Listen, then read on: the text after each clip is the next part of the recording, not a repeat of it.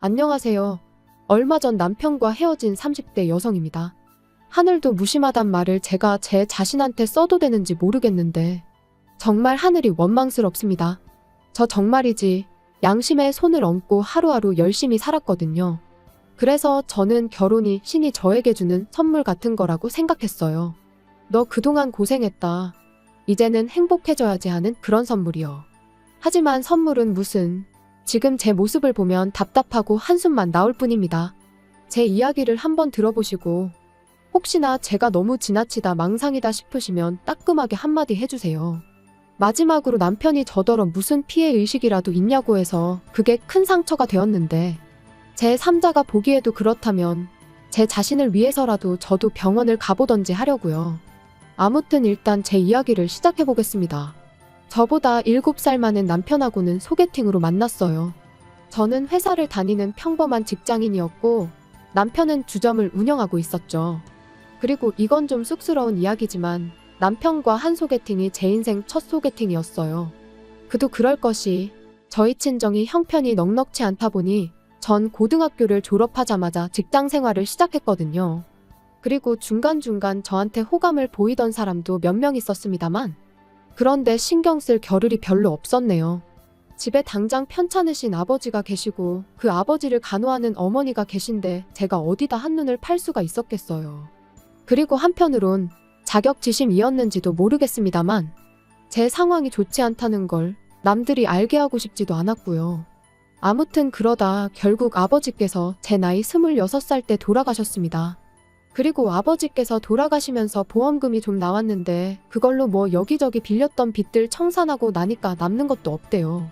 하지만 그래도 솔직히 이후로 한숨 돌리게 되었습니다. 그동안엔 여기저기 밀린 이자 내기에 급급했는데 드디어 조금씩 저축도 할 수 있게 되었으니까요. 그리고 이후로 세월이 흘러 어느덧 제 생활도 안정을 찾아갈 때쯤 그렇게 남편을 소개받은 거예요. 처음 남편을 보고 느꼈던 점을 얘기해보자면 뭐 괜찮아 보였어요. 크게 까다롭게 구는 거 없고 자기 일 열심히 하는. 하지만 무엇보다도 제 마음에 들었던 건 남편이 건강하단 사실이었습니다. 평생 몸이 약한 아버지와 살면서 어머니가 얼마나 고생을 하셨는지 누구보다 제가 잘 알았으니까요. 병간호라는 게 정말이지. 아픈 사람은 병간호해주는 사람한테 아프다고 할 수나 있지 병간호하는 사람은 아픈 사람한테 말 한마디 푸념도 못해요. 그게 그렇더라고요. 그래서 아무튼 남편하고 연애를 시작했는데 사귄 지 7개월 만에 바로 결혼 이야기가 나왔습니다. 남편 말이 자기 나이도 있고 하니까 얼른 결혼해서 애도 낳고 그랬으면 좋겠다고요. 그런데 전 솔직히 자신이 없었어요.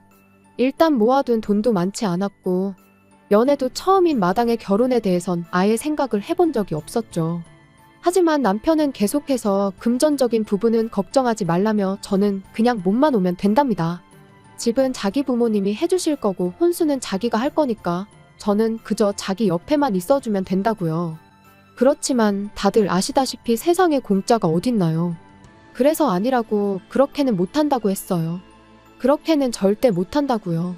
그리고 나중엔 아예 이별을 각오하고 남편에게 아주 허심탄회하게 제 상황을 털어놓기도 했습니다. 모아놓은 돈도 많이 없고 앞으로도 계속 친정어머니 생활을 도와드려야 한다. 그런데 남편은 계속해서 괜찮다는 소리만 하대요. 자기는 제 월급을 터치할 생각도 없고 아무튼 아무것도 저한테 바라는 게 없다면서요. 그리고 뭐 그저 옆에만 있어달라며 어찌나 애걸복걸 매달리던지. 그리고 저는 지금 생각하면 바보가 따로 없지만 그땐 정말 내가 저렇게 좋을까 싶으면서도 솔직히 제가 그동안 고생을 많이 하고 살아서 신이 이런 남자를 만나게 도와준 건가 하는 생각도 들더라고요. 그래서 결국 그럼 한번 믿고 가보자는 생각으로 알겠다고 했고요. 그런데 막상 결혼을 하고 나니까 남편도 결혼 생활도 제 예상과는 많이 달랐습니다. 결혼하고 한 2달 차 되던 때부터였을 거예요. 걸핏하면 남편이 저더러 회사는 관두고 자기한테 더 집중을 해달라 뭐 그런 소리를 하더라고요. 제가 자기 출근할 때 배웅을 해주면 좋겠다. 자기가 퇴근하고 오면 야식 같은 것 좀 챙겨주면 좋겠다. 황당했죠. 그게 불가능하단 건 누구보다도 남편이 잘 알고 있었거든요. 앞서 말씀드린 대로 저는 직장인이고 남편은 주점을 하는 자영업자예요. 그러니 당연히 출퇴근 시간이 달라요. 게다가 남편은 제 회사는 출장과 야근이 원래 많다는 걸 연애 때부터 잘 알고 있었거든요. 그런데 갑자기 생뚱맞게 자기를 배웅해달라, 야식을 해달라 해대니 어찌나 답답하던지. 그리고 그날도 새벽 2시가 다 돼서야 집에 온 남편은 자는 저를 흔들어 깨우더니 저한테 쫄면을 해달라고 하는 겁니다. 그래서 자다 말고 일어나서 면을 삶고 있는데 순간 저도 너무 서럽고 짜증이 나는 거예요. 그래서 남편한테 정말 이래야겠냐니까 저더러 그거 좀 해주는 게 그렇게 귀찮냐대요. 어이가 없어서 내 입장에서 한번 생각해 보라고 했어요. 6시에 일어나서 출근 준비해야 하는데 지금 시간 좀 보라고. 한두 번도 아니고 매번 이러니 화가 안 나겠냐고요. 그랬더니 남편이 어째선지 순순히 알겠답니다. 그리고 그런 남편의 모습에 뭔가 미심쩍긴 했는데 그래도 한편으론 하긴 자기도 자기가 너무하단 걸 깨달았나 보다 싶기도 했죠. 그래서 그날 저녁 새벽에 짜증낸 게 저도 마음에 걸려서 좋아하는 닭볶음탕이라도 해주려고 장을 봐서 집에 갔는데 어째선지 집도 치워져 있고 아침에 몇 개 나온 설거지거리도 싹 정리가 되어 있는 거예요. 그래서 저는 당연히 남편이 한 줄 알고 전화를 걸었어요. 남편도 새벽에 저를 깨운 게 미안해서 저 집에 오면 좀 쉬라고 치워놓고 나갔구나 싶어서 고맙다고 말하려고요. 그런데 이게 웬걸요. 남편이 하는 말이 어머님이 다녀가셨을 거랍니다. 자기가 제 이야기를 듣고 곰곰이 생각을 해봤더니 제가 참 힘들었을 것 같았대요. 그래서 어머님한테 앞으로 틈틈이 살림 좀 도와달라고 부탁을 드렸다나요. 솔직히 좀 황당했어요. 남편 말만 들으면 저를 위해 그런 것 같지만 그래도 그렇지 아무도 없는 집에 어머님이 오셨다 가셨다는 게. 그리고 그때는 솔직히 뭐라고 말을 해야 하나 싶어서 이러지도 저러지도 못하다가 어영부영 넘어가게 됐네요. 그런데 지금 생각해보면 그때 딱 잘라서 제 의견을 말했어야 했습니다. 이후로 점점 어머님이 오시는 횟수가 늘어났으니까요. 게다가 거기서 끝이 아니라 언젠가부터 어머님이 저를 기다리고 계실 때도 있었죠. 잔소리를 하시려고요. 바깥일도 좋지만 결혼을 했으면 뭐가 우선순위인 줄 알아야 한다던가, 왜 냉장고에 있는 반찬이 며칠째 똑같냐던가, 그리고 그럴 때마다 변명 아닌 변명을 해야 하는 게 한마디로 죽을 맛이대요. 그래서 결국 3달 만에 남편에게 아무래도 이건 아닌 것 같다 했습니다. 어머님이 좋은 뜻으로 오시는 건 알겠지만 솔직히 부담스럽다. 그러니 어머님께 당신이 잘 말씀드려서 앞으로는 날짜와 시간을 정하고 오시게 해달라. 그랬더니 남편은 못마땅한 기색을 내비치긴 했지만 결국 알겠다고 했습니다. 그런데 결론부터 이야기하자면 그 약속은 지켜지지 못했네요. 남편이 분명 어머님께 말씀을 드렸다고 했고, 그래서 저는 남편에게 이참에 현관 비밀번호도 바꾸자고 했어요.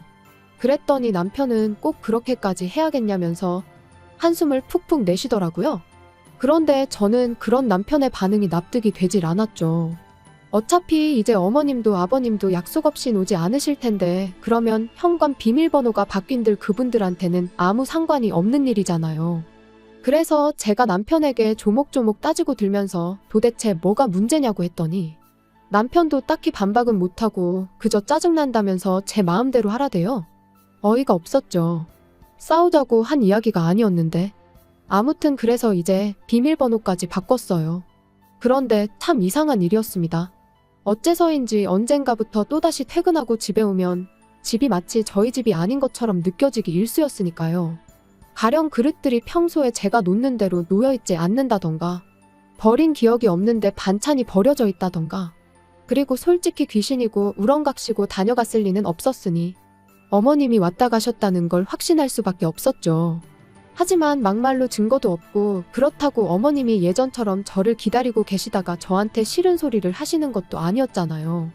그러니까 이번엔 저도 그냥 알고도 모른 척 아무 말도 안 했어요. 남편한테 티를 내지도 않았고요. 어머님이 최소한 제 사적인 부분, 가령 안방이라던가 아무튼 직접적으로 저를 힘들게 하시는 게 아닌 이상 계속해서 모른 척 할 생각이었지요. 그런데 결국 저는 가만히 있을 수가 없게 됐어요. 그날은 모처럼 신우까지 해서 온 가족이 모인 날이었습니다. 그런데 신우가 하고 온 귀걸이가 어째선지 무척이나 낯이 익더라고요. 제가 신혼여행지에서 샀던 귀걸이랑 똑같은 디자인이었으니까요. 그래서 남편한테 귓속말로 아가씨 하고 있는 귀걸이 좀 보라고 내 거랑 똑같아 보인다고 물었습니다. 그랬더니 남편도 맞다며 신기하다면서 분명히 살 때 하나밖에 없는 디자인이라고 해서 샀던 건데 어떻게 쟤도 하고 있냐대요. 그래서 제가 그때만 해도 정말 별뜻 없이 신우더러 그 귀걸이를 어디서 샀냐고 물었습니다. 그랬더니 어머님이 주셨다나요?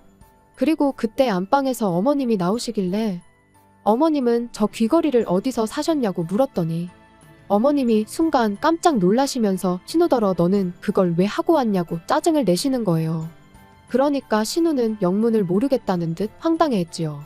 그리고 저는 그런 두 사람의 반응에 어째서인지 쎄한 기분이 들어 집에 돌아오자마자 제 귀걸이가 잘 있는지부터 확인을 했는데 어이없게도 상자가 텅 비어 있었어요.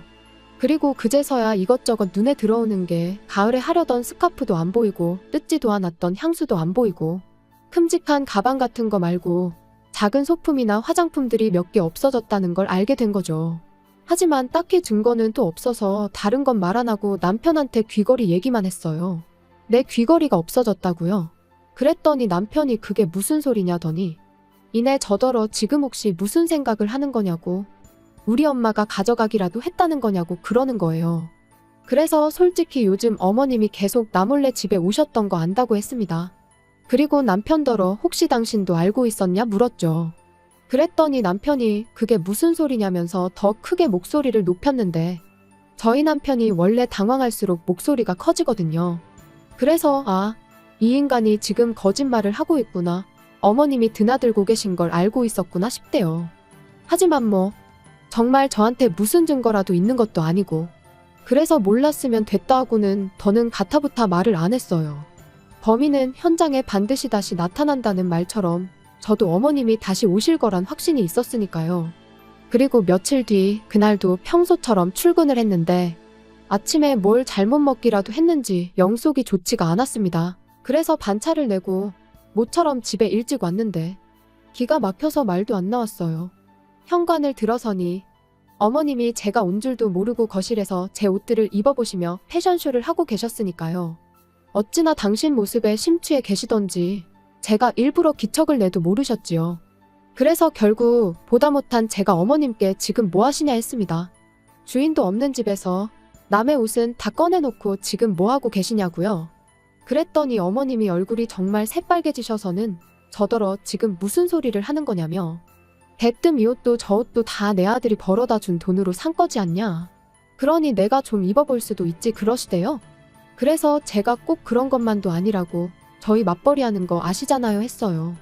그랬더니 그거 돈 몇 푼 번다고 유세냐면서 그럼 이 집은 누구 집이냐고 소리를 지르시더니 당신하고 아버님이 죽어라 벌어서 산 집인데 네가 뭔데 와라 마라 하냐. 그리고 니네 싸가지가 있네 없네 고마운 줄을 모르네. 말 그대로 막말을 퍼붓기 시작하시대요. 할 말이 없었습니다. 어머님 말씀대로 두 분 돈으로 산 집이 맞으니 제가 따로 할 말이 없었고 그렇지만 그렇다고 하더라도 어머님의 말씀은 너무 지나치셨기에 말을 하고 싶지가 않았달까요. 그런데 어머님은 제가 말이 없으니 더 약이 오르셨는지 더 큰 목소리로 소리를 지르기 시작하셨습니다. 너는 해온 건 없으면서 가진 건 많기도 하더라. 맨몸 뚱아리로 시집와서 조신하게 지 남편 뒷바라지나 하지. 이런 식으로 돈을 빼돌린다 어쩐다. 솔직히 듣는 내내 어이가 없는 건 물론이고 모욕스럽기까지 하대요. 이렇게 무시당할까봐 안 한다고 한 결혼이었는데 자기가 다 책임진다더니 지키지도 못할 약속을 내뱉은 남편이 원망스럽기도 했고요. 그리고 그때 어째서인지 남편이 집에 왔습니다. 그런데 남편도 비어있어야 할 집에 저는 물론이고 어머님까지 계시니 당황한 눈치더라고요. 게다가 거실 바닥은 온통 제 옷들로 난장판이었으니 이게 다 무슨 일이냐고 묻대요. 그래서 제가 남편더러 궁금하면 어머님한테 한번 물어보라 했습니다. 그리고는 왜 지키지도 못할 약속을 해서는 사람을 이렇게 비참하게 만드냐고 한마디 하곤 헤어지자고 했네요. 어머님이 나한테 사과를 하실 분도 아니고 설령 사과를 하신다고 해도 오늘 같은 일이 또 없으리란 보장도 없지 않냐면서요. 그랬더니 어머님은 더더욱 목소리를 높이시며 네가 뭔데 헤어지고 말고를 정하냐며 그런 건 어머님 아들이 정할 일이랍니다. 가진 거라곤 쥐뿔도 없으면서 네가 뭐라고 결정을 하느냐고요. 그리고 그때는 남편도 어머님한테 말씀 좀 가려하시라고 한마디 하긴 하더니 기껏 덧붙이는 말이 이런 일로 이혼은 너무한다면서 자기가 정말 책임지고 두 번 다시 이런 일은 없게 하겠다고 이번만 그냥 넘어가 달라는데 솔직히 더는 믿고 싶지도 않았고 송충이는 솔잎을 먹어야 한다는 말처럼 제가 너무 분수에 맞지 않은 욕심을 냈나 하는 생각만 들 뿐이었습니다. 그래서 남편더러 그럴 거 없다 내 마음은 정해졌다 했어요. 그랬더니 남편이 저더러 어머님이 홧김에 한마디 하신 걸로 너무 오버하지 말라면서 그거 자격지심이고 피해의식이야 그러는데 나오던 눈물도 쏙 들어갈 만큼 황당하고 기가 막혔죠. 그래서 마음대로 생각하라 하곤 제 집만 챙겨 나왔습니다. 그리고 뭐 다행이라고 해야 할지 어머님이 혼인신고는 세금 문제도 있고 하니 좀 천천히 하라셔서 미루고 있었는데 어쩌면 어머님은 처음부터 저희가 이렇게 될 줄 알고 계셨던 걸까요? 아니면 이렇게 만들 생각이셨던 건지. 아무튼 잘 됐죠 뭐. 머리 아프게 따지고 그럴 필요도 없었으니까요. 하지만 남편은 무슨 미련이라도 남았는지 지금도 계속 연락이 옵니다. 어머님도 반성 많이 하고 계신다면서 저만 돌아오면 된다면서요. 하지만 제가 한 번 속지 두 번 속을 순 없죠. 그리고 정말이지 세상에 공짜는 없다는 걸 몸소 배웠는걸요. 좁은 방 한 칸에서 친정어머니와 부대끼며 살더라도 제 능력껏 사는 지금이 좋습니다. 후회 안 해요.